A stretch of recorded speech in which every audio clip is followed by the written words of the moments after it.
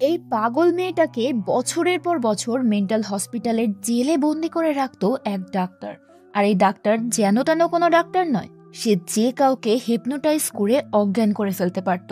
কিন্তু বাধা হয়ে আসে তখনই যখন এক আগন্তুকের এই মেন্টাল হসপিটালে আগমন ঘটে, যে কিনা হসপিটালের প্রত্যেকটা রহস্য উন্মোচনের জেদ ধরে বসে।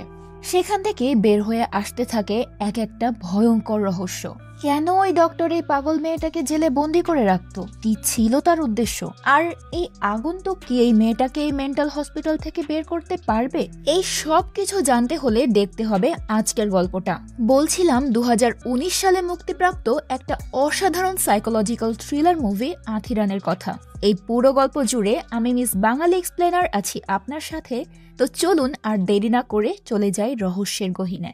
গল্পের শুরুটা হয় 1967 সালে। লক্ষ্মী নামের এক মহিলা এক বাড়ির ভেতর ঢুকে অনেকগুলো লাশ পড়ে থাকতে দেখে ভীষণ ঘাবড়ে যায়। প্রথমে সে ভেবেছিল যে বাড়ির সবাই হয়তো মারা গেছে, কিন্তু পরে গিয়ে দেখে সবাই মারা যায়নি, একজন বেঁচে আছে, আর সে একটা কোনায় বসে দড়ি নিয়ে খেলা করছে।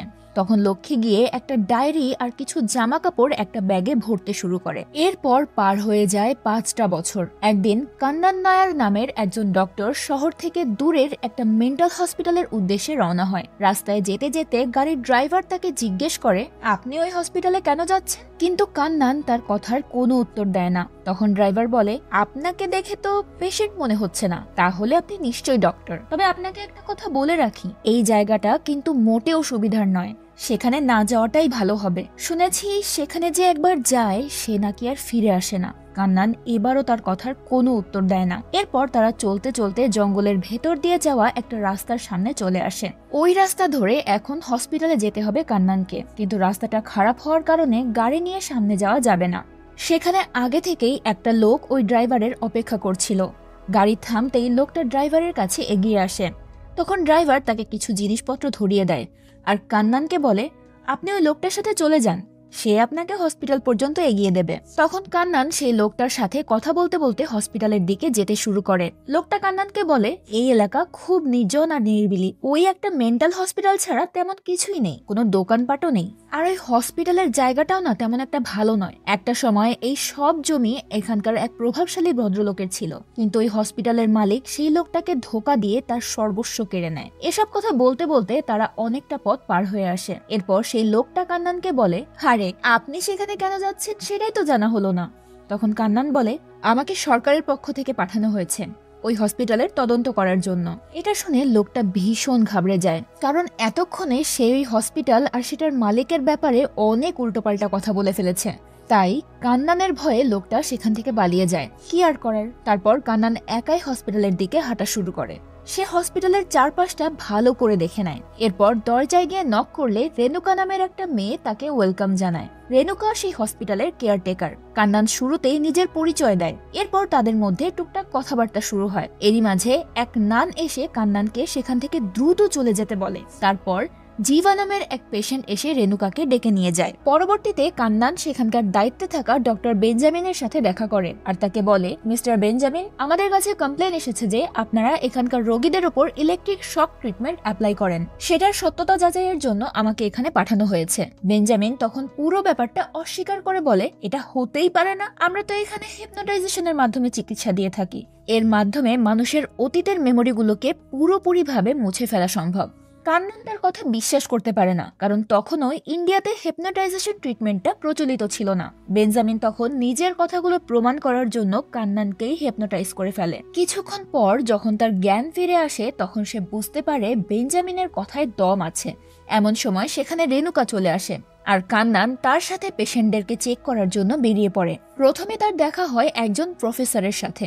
লোকটা একটা অ্যাক্সিডেন্টে তার পরিবারকে হারানোর কারণে এখন পাগল হয়ে গেছে। কান্নানকে দেখে লোকটা তার কাছে গিয়ে বলে, তুমি কি স্যাডেন ফ্রাইডে সম্পর্কে জানো? এরা বলে আমি নাকি স্যাডেন ফ্রাইডে রোগে আক্রান্ত, আর তাই আমাকে এখানে আটকে রেখেছে। কান্নান বলে, আমার তো এই ব্যাপারে কোনো আইডিয়া নেই, তবে আমি খোঁজ নিয়ে তোমাকে জানাবো। এরপর সে চলে যায় দ্বিতীয় পেশেন্টের সাথে দেখা করতে। লোকটা একজন পেইন্টার ছিল, তার নাম হোসেন। সেখানে একটা পেইন্টিং দেখে কান্নান অবাক হয়ে যায়, কারণ সেটা কান্নানেরই পেইন্টিং ছিল। সে যখন জঙ্গলের রাস্তা ধরে হসপিটালে আসছিল, এটা সেই সময়কার একটা ছবি। কান্নান তখন এটা ভেবে অবাক হয় যে একটা লোক তাকে না দেখে হুবহু ওই সিচুয়েশনের ছবি কি করে আঁকতে পারলো। কান্নান তাকে জিজ্ঞেস করে, আচ্ছা আমি যখন এখানে আসছিলাম তুমি কি আমাকে দেখেছিলে? হোসেন কোনো উত্তর দেয় না। তখন রেণুকা বলে, হোসেনের মধ্যে একটা সুপার পাওয়ার আছে, সে ভবিষ্যতে ঘটতে যাওয়া ঘটনাগুলো বুঝতে পারে আর সেটা ছবির মাধ্যমে প্রকাশ করে। যাই হোক, এরপর তারা পরের পেশেন্টের সাথে দেখা করার জন্য বেরোয়। এমন সময় হঠাৎ কান্নান একটা চিৎকার শুনতে পায় এবং রেণুকার কাছে জানতে চায় চিৎকারটা কার ছিল। রেণুকা তখন বলে ওঠে, কই, আমি তো কোনো চিৎকার শুনিনি। তখন কান্নান ভাবে সে হয়তো ভুল শুনেছে। এরপর সে হসপিটালের সব রোগীদেরকে এক জায়গায় জড়ো করতে বলে। রেণুকা তার কথা মতো সবাইকে ডেকে আনে, তবে তার আগে সে সবাইকে সতর্ক করে দেয় যেন কেউ কান্নানের সামনে কোনো উল্টোপাল্টা কথা না বলে বসে। কান্নানের সামনে মোট 5 জনকে উপস্থিত করা হয়। সে একে একে সবার সাথে কথা বলে, কিন্তু কেউ কোনো নেগেটিভ কথা বলে না। এরপর কমলা নামের এক পেশেন্টের সাথে কথা বলার সময় কান্নান লক্ষ্য করে তার কপালে একটা আঘাতের চিহ্ন রয়েছে। কান্নান তাকে জিজ্ঞেস করে সে আঘাতটা কিভাবে পেল। কমলা বলে, ওই ভেতরের রুমে থাকা মেয়েটা আমাকে মেরেছে। সেখান থেকে কান্নান বুঝতে পারে সেখানে আরো একজন পেশেন্ট আছে। তাই সে বেঞ্জামিনের কাছে গিয়ে বলে, আপনি তো আমাকে ভুল রিপোর্ট দিয়েছেন, এখানে তো 5 জন নয় 6 জন পেশেন্ট আছে। বেঞ্জামিন তখন বলে, আপনি ভুল ভাবছেন, সে কোনো পেশেন্ট নয়, সে আমার মেয়ে নিত্যা। কান্নান তখন নিত্যার সাথে দেখা করতে চায়, তাই বেঞ্জামিন তাকে সঙ্গে করে নিয়ে যায় নিত্যার সেলের কাছে। এরপর কান্নানের কথা মতো সেলের দরজা খুলে দেওয়া হয় আর সে ভেতরে প্রবেশ করে। ভেতরে ঢোকার সাথে সাথে নিত্যা তার সামনে এসে দাঁড়ায়। কান্নান কোনো কিছু বুঝে ওঠার আগেই সে ঠাস করে কান্নানের গালে একটা থাপ্পড় বসিয়ে দেয় আর সেই থাপ্পড় খেয়ে বেচারা অজ্ঞান হয়ে যায়। তার জ্ঞান ফেরে রাতে। তখন সেখানকার পিয়ন অ্যান্টনি তাকে বলে, স্যার আপনি একটুর জন্য বেঁচে গেছেন, ওই মেয়ে কিন্তু মার্শাল আর্ট জানে, 4-4টে খুন করে এখানে এসেছে। তখন কান্নান বুঝতে পারে যে বেঞ্জামিন মিথ্যে কথা বলেছে, নিত্যা তার মেয়ে নয়। এরপর সে আসল রহস্যটা উদ্ঘাটন করার কাজে নেমে যায়। তার একটা অদ্ভুত অভ্যাস ছিল, প্রতিদিন সে ভয়েস রেকর্ড করে প্রতিদিনকার কাহিনীগুলো সেভ করে রাখত। আমরা যেমন ভাবে ডায়েরি লিখি ঠিক তেমন ভাবেই। সেই রাতে সে তার রুম থেকে বের হয়ে দেওয়াল ঘড়ির সময়টা 1 ঘন্টা এগিয়ে দেয়, যাতে গার্ডরা ভুল টাইম দেখে মিসগাইড হয়। এরপর সে হাঁটতে হাঁটতে করিডোরের দিকে যায়। সেখানে গিয়ে সে একটা কান্নার আওয়াজ শুনতে পায়। সে খেয়াল করে যে করিডোরের একদম শেষ প্রান্তের দরজাটার ওপাশ থেকে আওয়াজটা ভেসে আসছে। তাই সে দরজার কাছে গিয়ে কান পাতে, কিন্তু তখন একটা অদ্ভুত ব্যাপার লক্ষ্য করা যায়। দরজার ওপাশে তারই প্রতিচ্ছবি ছিল। কান্নান বুঝতে পারে যে সে একটা গোলক ধাঁধার ভিতর পড়ে গেছে। সে চিৎকার করে সাহায্য চাইতে শুরু করে। তার চিৎকার শুনে গার্ডরা দৌড়ে আসে। এরই মাঝে হঠাৎ সে অদ্ভুতভাবে একটা দেওয়ালে কিছু আঁকিবুকি করতে শুরু করে। তাকে দেখে মনে হচ্ছিল সে যেন কোনো কিছুর ক্যালকুলেশন করছে। এরপর তার হাতে একটা চাবি এসে পড়ে। গার্ডরা তার পর্যন্ত পৌঁছানোর আগেই সে ওই চাবিটা দিয়ে সামনে থাকা দরজা খুলে ভিতরে ঢুকে যায়। ভিতরে ঢুকে সে জানতে পারে যে সেটা ওই বিল্ডিং এর বেসমেন্ট ছিল। সেখানে গিয়ে কান্নান অবাক হয়ে যায়, কারণ বেসমেন্টের ভেতরেও অনেকগুলো সেল ছিল। কান্নান ধীরে ধীরে সামনের দিকে এগোতে শুরু করে। এমন সময় একটা মহিলার কণ্ঠস্বর ভেসে আসে তার কানে। কান্নান তখন সেই আওয়াজটাকে ফলো করতে করতে সেই মহিলার সেলের সামনে গিয়ে দাঁড়ায়। সেটা আর কেউ নয় বরং লক্ষ্মী ছিল, যাকে আমরা গল্পের একদম শুরুতে দেখেছিলাম। সে নিজেকে নিত্যার ফুপু হিসেবে দাবি করছিল। লক্ষ্মী কান্নানকে অনুরোধ করে নিত্যাকে সেখান থেকে বাঁচিয়ে নেওয়ার জন্য। সে কান্নানকে নিত্যার ব্যাপারে সবকিছু খুলে বলে। সবকিছু শোনার পর সে খুব কৌশলে গার্ডদের চোখকে ফাঁকি দিয়ে সেখান থেকে বেরিয়ে যায়। এরপর সে লুকিয়ে চলে যায় বেঞ্জামিনের অফিসে। সেখানে গিয়ে সে নিত্যার ফাইলটা খুঁজতে শুরু করে। অফিস রুম থেকে শব্দ শুনতে পেয়ে গার্ডরা চেক করতে আসতে শুরু করে, তবে সময় মতো কান্নান নিজেকে লুকিয়ে ফেলে। গার্ডরা চলে যাওয়ার পর সে নিত্যার ডকুমেন্টগুলো নিয়ে তার রুমে চলে আসে। ডকুমেন্টগুলো পড়ার পর কান্নান জানতে পারে দিনের পর দিন সেখানে কিভাবে নিত্যার উপর টর্চার করা হচ্ছে। এত টর্চার সহ্য করতে না পেরে মেয়েটা তার স্মৃতিশক্তি পুরোপুরি হারিয়ে ফেলেছে। কান্নান বিষয়গুলো জানতে পেরে ভীষণ কষ্ট পায়। পরদিন সে কাউকে না জানিয়ে নিত্যার সাথে দেখা করতে চলে যায়। এবারও নিত্যা তাকে দেখে ভীষণ অ্যাগ্রেসিভ হয়ে পড়ে, তবে কান্নান তাকে শান্ত করতে সফল হয়। সে নিত্যার হাতে এক টুকরো দড়ি দেয়, কারণ নিত্যা স্মৃতিশক্তি হারানোর আগে ওই দড়ি দিয়ে খেলতে খুব ভালোবাসত। নিত্যা সেটা পেয়ে ভীষণ খুশি হয়। এরপর কান্নান তাকে বুঝিয়ে শুনিয়ে সেখান থেকে বের করে নিয়ে যায়।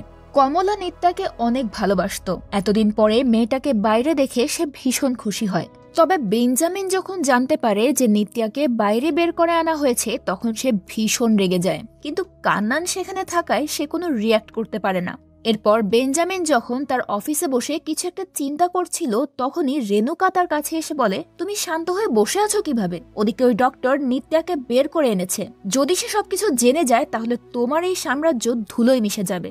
তখন বেঞ্জামিন বলে, তুমি একদম চিন্তা করো না ডার্লিং, নিত্যার মেমোরি আমি এমনভাবে মুছে দিয়েছি যে দুনিয়ার কোনো ডাক্তারের পক্ষে সেটা ফেরত আনা সম্ভব নয়। রেণুকা বলে, আমি অত শত বুঝি না, যত দ্রুত পারো এই আপদটাকে এখান থেকে বিদায় করো। এখান থেকে বোঝা যায় যে রেণুকার সাথে বেঞ্জামিনের একটা গভীর সম্পর্ক আছে। আসলে সেদিন নিত্যার পরিবারের সবাই মারা যাওয়ার পর লক্ষ্মী তাকে বেঞ্জামিনের হাতে তুলে দিয়েছিল। নিত্যা মানসিকভাবে অসুস্থ ছিল, তবে সে কখনোই কারো ক্ষতি করেনি। বেঞ্জামিন অনেক আগে থেকেই তাদের পরিচিত ছিল। এদিকে নিত্যার যেহেতু কোনো ভাই বোন নেই, তাই বাবা মারা যাওয়ার পর তার পুরো সম্পত্তি নিত্যার নামেই ট্রান্সফার হয়ে যায়। নিত্যার পরিবার বেঞ্জামিনকে অনেক বিশ্বাস করত, তাই লক্ষ্মী বেঞ্জামিনের হাতে তাকে তুলে দিয়ে বলে ওকে নিজের মেয়ের মতো করে লালন পালন করবেন। সেই সাথে তাদের সম্পত্তির দলিলটা দিয়ে বলে, এখানে নিত্যার বাবার সব সম্পত্তির দলিল আছে, যখন যেটা প্রয়োজন ব্যবহার করবেন, কিন্তু শর্ত শুধু একটাই, যে করেই হোক আপনাকে নিত্যার ট্রিটমেন্ট করে তাকে সুস্থ করে তুলতে হবে। বেঞ্জামিন তখন লক্ষ্মীর কথায় রাজি হয়ে যায়, তবে তার মনে মনে ছিল অন্য কিছু। লক্ষ্মী চলে যাওয়ার পর সে নিত্যার উপর টর্চার করতে শুরু করে। এসব কথা ভাবতে ভাবতে বেঞ্জামিন হঠাৎ ড্রয়ারে হাত দিয়ে দেখে নিত্যার ফাইলগুলো সেখান থেকে উধাও হয়ে গেছে। তখন সে বেশ টেনশনে পড়ে যায়। এদিকে সেই ফাইলগুলোর মধ্যে থেকে কান্নান নিত্যার বাবার লেখা একটা ডায়েরি খুঁজে পায়। সে হসপিটাল থেকে বেরিয়ে একটা নদীর পাড়ে দাঁড়িয়ে ডায়েরিটা পড়তে শুরু করে। নিত্যার বাবার নাম জয়নারায়ণ, তার বড় চাচা বলরাম আর ছোট চাচার নাম শেখর। তার পরিবারে আরও ছিল তার ফুপু লক্ষ্মী আর ফুপাতো ভাই বিনায়ক। বলরাম ছোটবেলা থেকেই শারীরিকভাবে প্রতিবন্ধী ছিল, তাই সে কখনো বিয়ে করেনি, আর শেখরের বিয়ে হওয়া সত্ত্বেও সে কখনো বাবা হওয়ার সুখ পায়নি। একদিন নিত্যার বাবা লক্ষ্য করে যে তার মতো তার মেয়ের মধ্যেও মার্শাল আর্ট শেখার প্রবল আগ্রহ রয়েছে। মূলত জয়নারায়ণ একজন দক্ষ মার্শাল আর্টিস্ট। সাউথ ইন্ডিয়ার খুব ফেমাস মার্শাল আর্ট ফর্ম কাল্লারি পাইটুর এক্সপার্ট ছিল সে। মেয়ের মার্শাল আর্টের প্রতি আগ্রহ দেখে সে নিজেই নিত্যাকে ট্রেনিং দিতে শুরু করে। ধীরে ধীরে নিত্যা বড় হতে থাকে আর দক্ষ হতে থাকে। তার অসাধারণ টেকনিক দেখে সবাই মুগ্ধ হয়, কিন্তু তার চাচারা তার এই প্রতিভাতেও কখনো খুশি হতে পারেনি। উল্টো তারা সবসময় হিংসা করত। নিত্যা তার বাবাকে অনেক ভালোবাসত। তার বাবা তার সবচেয়ে ভালো বন্ধু ছিল। তার সারাটা দিন বাবার সাথে গল্প করে আর ঘুরে বেরিয়েই কেটে যেত। এই পর্যন্ত পড়া শেষ করতে না করতেই কান্নানের মনে হয় তাকে কেউ একজন ফলো করছে, কিন্তু আশেপাশে কাউকেই দেখতে পায় না সে।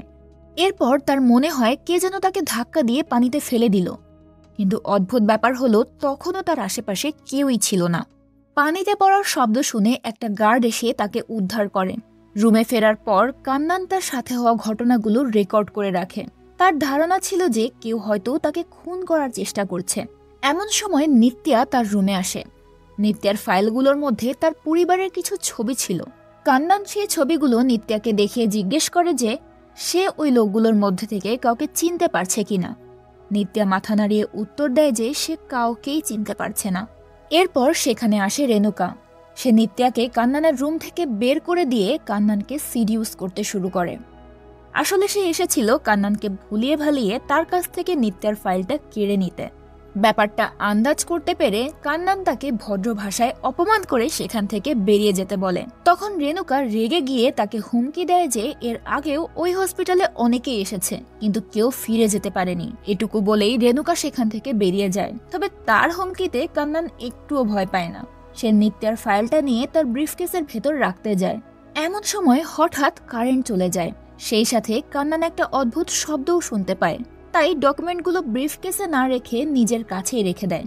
এরপর বাইরের দিকটা চেক করতে বেরিয়ে পড়ে। সেই শব্দটাকে ফলো করতে করতে সে একটা জঙ্গলের ভিতর চলে যায়। সেখানে যাওয়ার পর কতগুলো কুকুর তার উপর অ্যাটাক করে। ওই কুকুরগুলো আসলে বেঞ্জামিনের পোষা কুকুর ছিল। কুকুরের ধাওয়া খেয়ে কান্নান জঙ্গলের মধ্য দিয়ে দৌড়াতে শুরু করে। আর ঠিক সেই সময় বেঞ্জামিনের ভাড়া করা কিলার তার উপর গুলি চালায়। সৌভাগ্যবশত গুলিটা তার লাগে না, কিন্তু সে পা পিছলে পড়ে গিয়ে অজ্ঞান হয়ে যায়। এদিকে দেখা যায় সেই হোসেন নামের পেইন্টার আগে থেকেই কান্নানের এই পরিণতির ছবি এঁকে ফেলেছিল। যাই হোক, পরদিন সকালে কান্নানের জ্ঞান ফিরলে সে অ্যান্টনিকে তার সামনে দেখতে পায়। কান্নান তখন একটা বাগানের ভেতর শুয়েছিল। অ্যান্টনি তাকে বলে, স্যার, এখনো সময় আছে, এখান থেকে চলে যান। কান্নান তার কথা হেসে উড়িয়ে দিলেও সে এটা পরিষ্কারভাবেই বুঝতে পারছিল এখানে তার জীবনের ঝুঁকি রয়েছে। তবে সে মনে মনে প্রতিজ্ঞা করেছিল যে সে যেভাবেই হোক নিত্যাকে ওই জায়গা থেকে মুক্ত করবেই। পরদিন নিত্যা একা একা বাইরে ঘুরে বেড়াচ্ছিল আর কান্নান দূর থেকে তাকে দেখছিল। এমন সময় সেখানে জিভা নামে সেই ছেলেটা চলে আসে। জিভা শুরু থেকেই নিত্যাকে পছন্দ করত, আর তাই যখনই সুযোগ পেত তখনই নিত্যার কাছে যাওয়ার চেষ্টা করত। জিভাকে নিত্যার এত কাছাকাছি যেতে দেখে কান্নান সহ্য করতে পারে না। সে তৎক্ষণাৎ নিত্যার কাছে চলে যায়। তখন নিত্যা তার গায়ের সোয়েটারটা নিয়ে খেলতে শুরু করে, আর কান্নান মায়াভরা দৃষ্টিতে তার দিকে তাকিয়ে থাকে। সে মনে মনে এটাই ভাবছিল যে এই নিষ্পাপ শিশুর মতো মেয়েটাকে সে কিভাবে এই নরকে ফেলে যাবে। এমন সময় জিভা তার সামনে এসে বলে, নিত্যার দিকে নজর দিও না, ও শুধু আমার। কান্নান তার কথায় পাত্তা দেয় না।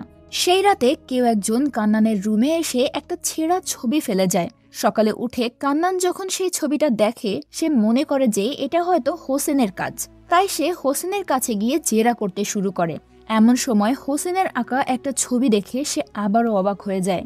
ছবিটাতে কান্নান আর নিত্যা একসাথে দাঁড়িয়ে ছিল। সেটা দেখে কান্নানের খুব ভালো লাগে, কারণ ধীরে ধীরে তার নিত্যাকে ভালো লাগতে শুরু করেছিল। এমন সময় হঠাৎ খুব জোরে বৃষ্টি নামে। সবাই মনের আনন্দে বৃষ্টিতে ভিজতে শুরু করে। তবে তাদের আনন্দটা বেশি সময় টেকে না। রেণুকা এসে হঠাৎ নিত্যাকে ভেতরে নিয়ে যাওয়ার জন্য টানা হ্যাচড়া করতে শুরু করে। সেটা দেখে কান্নান ভীষণ রেগে যায়। সে দৌড়ে এসে নিত্যার হাত ছাড়িয়ে নেয় আর রেণুকার গালে কষে একটা থাপ্পড় বসিয়ে দেয়।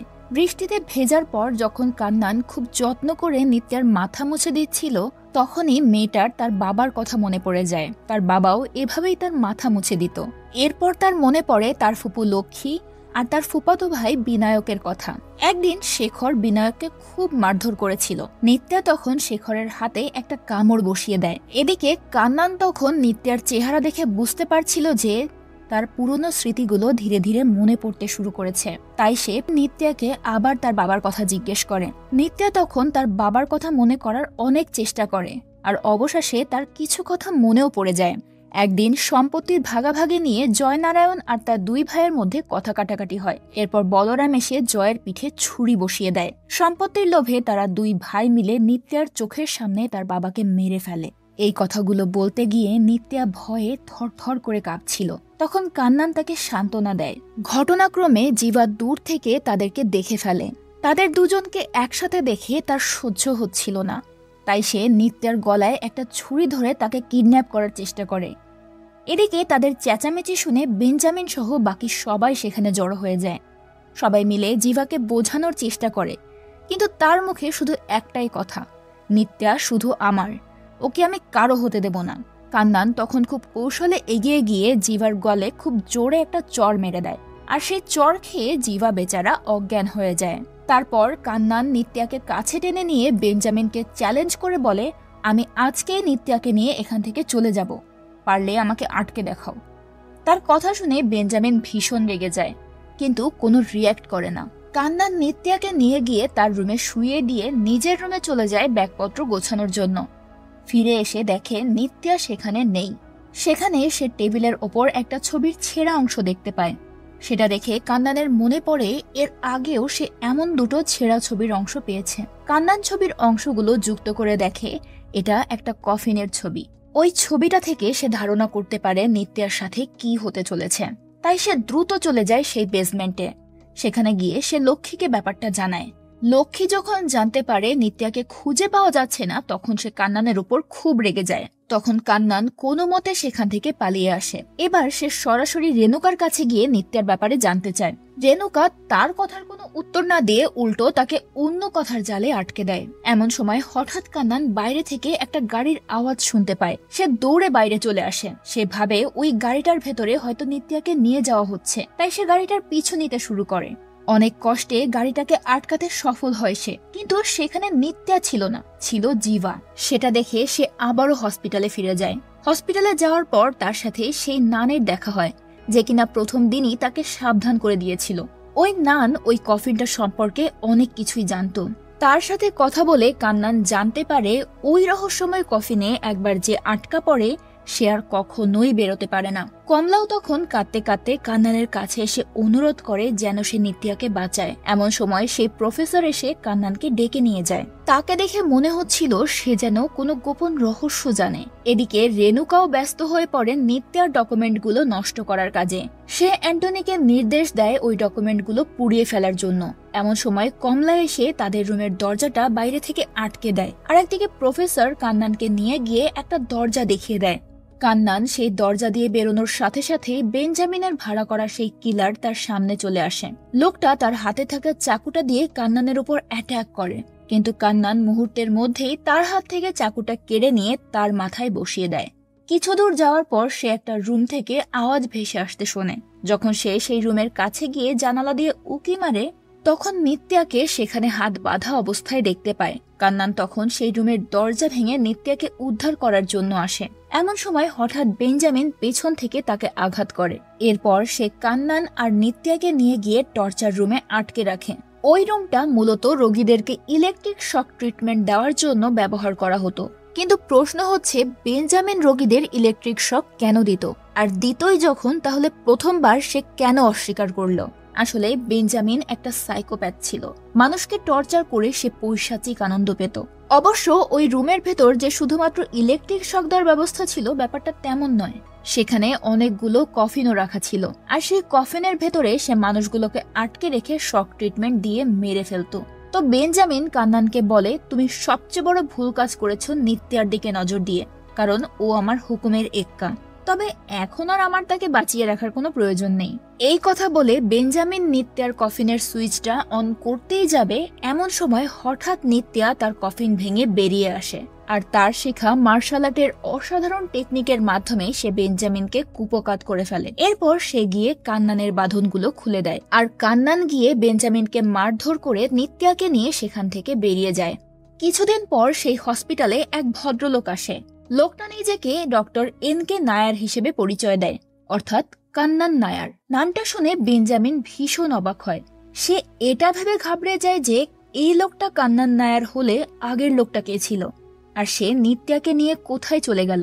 তো আসল ডক্টর কান্নান নায়ার এই বিষয়টা জানার পর বেঞ্জামিনের উপর খুব রেগে যায়, আর তাকে জিজ্ঞেস করে, যে লোকটা আমার ছদ্মবেশে এখানে এসেছিল তার কোনো ছবি বা আইডি আপনাদের কাছে আছে? রেণুকা তখন ডক্টর নায়ারকে নিয়ে যায় হোসেনের রুমে। সেখানে গিয়ে নকল কান্নানের ছবি দেখে ডক্টর নায়ার ভীষণ অবাক হয়, আর এখানেই গল্পটার সবচেয়ে বড় টুইস্ট রিভিল হয়। আসলে এতক্ষণ আমরা যাকে ডক্টর কান্নান নায়ার নামে দেখে এসেছি, সে আসলে নিত্যার সেই ফুফাতো ভাই বিনায়ক। গত সপ্তাহে ত্রিভুবন মেন্টাল হসপিটাল থেকে পালিয়ে এসেছে। ডক্টর নায়ার জানায় যে বিনায়কের অনেকগুলো মেন্টাল প্রবলেম আছে, তার মধ্যে সবচেয়ে গুরুত্বপূর্ণ আর ভয়ঙ্কর হচ্ছে হ্যালুসিনেশন। সে যা কিছু কল্পনা করত সবকিছুকেই সত্যি ভেবে নিত। যেমন তার রুমের ভেতরে থাকা ছবির সেই ছেঁড়া অংশগুলোকে পাওয়া, তাকে ধাক্কা দিয়ে নদীতে ফেলে দেওয়া, আর বেসমেন্টে গিয়ে লক্ষ্মীর সাথে দেখা করে কথা বলা, পুরোটাই ছিল বিনায়কের কল্পনা। ডক্টর নায়ার আরো জানায়, বিনায়ক একটা ঠান্ডা মাথার খুনি। সে তিনটে মানুষকে খুন করেছেন। আসলে বিনায়ক ছোটবেলা থেকেই নিত্যাকে অনেক ভালোবাসতো, আর সেদিন নিত্যার বাবাকে খুন করার পর যখন নিত্যা চিৎকার করে, তখন বিনায়ক সেটা শুনতে পায়। সে দৌড়ে গিয়ে নিত্যা আর তার বাবাকে রক্তাক্ত অবস্থায় দেখতে পায়। ভালোবাসার মানুষটাকে ওই অবস্থায় দেখে বিনায়ক সহ্য করতে পারে না, তাই সে তার মার্শাল আর্টের টেকনিক কাজে লাগিয়ে দুই মামা আর মামিকে খুন করে। লক্ষ্মী বিনায়কের এই আচরণটা মেনে নিতে পারে না, তাই সে তার ছেলেকে একটা রুমের ভেতর আটকে রেখে পুলিশকে খবর দেয়। কিছুক্ষণের মধ্যেই পুলিশ এসে তাকে সেখান থেকে নিয়ে বেরিয়ে যায়। আর তার পরের ঘটনাগুলো তো আমাদের সবারই জানা। এদিকে নিত্যাকে হসপিটাল থেকে বের করে নিয়ে গিয়ে বিনায়ক তার সাথে নতুন করে জীবন সাজাতে শুরু করে। নিত্যাও তাকে কাছে পেয়ে ভীষণ খুশি ছিল। তাদের দুজনের এই হাসি মাখা মুহূর্তের মাধ্যমেই গল্পটা শেষ হয়ে যায়।